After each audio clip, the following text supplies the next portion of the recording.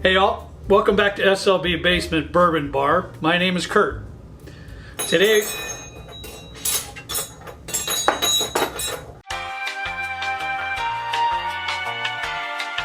hey y'all, welcome back to SLB Basement Bourbon Bar. My name is Kurt. Today we're going to be doing another cocktail revisited. The last cocktail we put out was the Manhattan. We did the Manhattan cocktail eons ago, and my palate changed, my taste changed. I continued to learn and progress in my cocktails. And the same thing is true with this one. It is the Negroni. I stumbled across an outstanding recipe in the Death & Co. cocktail book. That particular recipe for the Negroni I thought was absolutely fabulous and much better than the one that I had put out before. I'm sure Trenton will provide a link somewhere up here or up there for you to check out our previous video on the Negroni. But today I am going to mix up the identical recipe that's provided in a Death & Co. cocktail recipe book, and I think it's just absolutely fabulous. If you would please take a moment, hit that subscribe button. That would help us out tremendously. We're really close to that 700 mark, and we just can't wait until we hit that 1,000 subscriber mark. Once you've done that, hit that notification bell, and that way you won't miss a single episode of the show. Let's build the Negroni.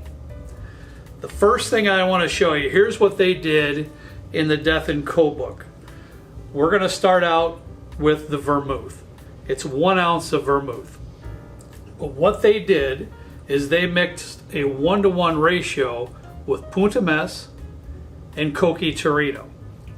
That's what I have in this little bottle right here. Now, Puntemes is an Italian vermouth, but it kind of leans a little bit towards the bitter side. It's a little bit stronger flavor than the Cocchi Torino. So what I have is equal amounts in this container of the Puntemes and the Cocchi Torino, and that's what Death & Co. uses for their Negroni. So we're going to pour in 1 ounce of sweet vermouth, and they refer to it as their house blend. Alright, once we've done that, we're going to move on to the Campari. The Negroni always usually has a Campari component, a bitterness component to the cocktail. I'm going to pour in 1 full ounce as well of the Campari. Now, according to the Death & Co. cocktail book, they use Tanqueray London Dry Gin. I do have Tanqueray 10 here in the bar, so that's what we'll use. And what I love that they did with their Negroni, they use 1.5 ounces of London Dry Gin. You can use the London Dry Gin of your choice. I do have Tanqueray 10 here, but most Negroni recipes are the same amount for each ingredient. So most of the time you would pour 1 ounce sweet vermouth, 1 ounce Campari, 1 ounce London Dry Gin. But they use 1.5 ounces of London Dry Gin, and I think it's just fabulous. So give that a try as well. It's just magnificent. All right, that's all the ingredients of the cocktail. I'm going to get some ice in the glass, and we're going to give it a stir.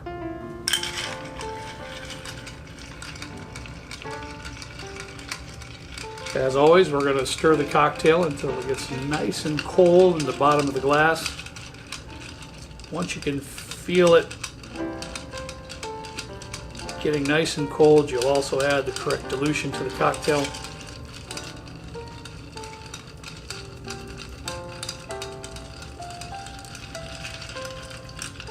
That should work. I have a beautiful clear rock of ice. I'm going to put it in a double rocks glass. If you have a smaller piece of ice, you can put this easily in a single rocks glass, but I had a big rock that was nice and clear and I wanted to use it. I'm going to pour it right in. Beautiful. I have an orange peel here. I'm going to express this orange peel right over the top of the glass.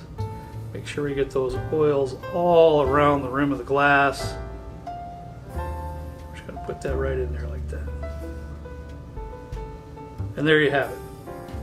I can't take credit for this particular recipe, but this is absolutely 100% my favorite Negroni recipe that I've ever had.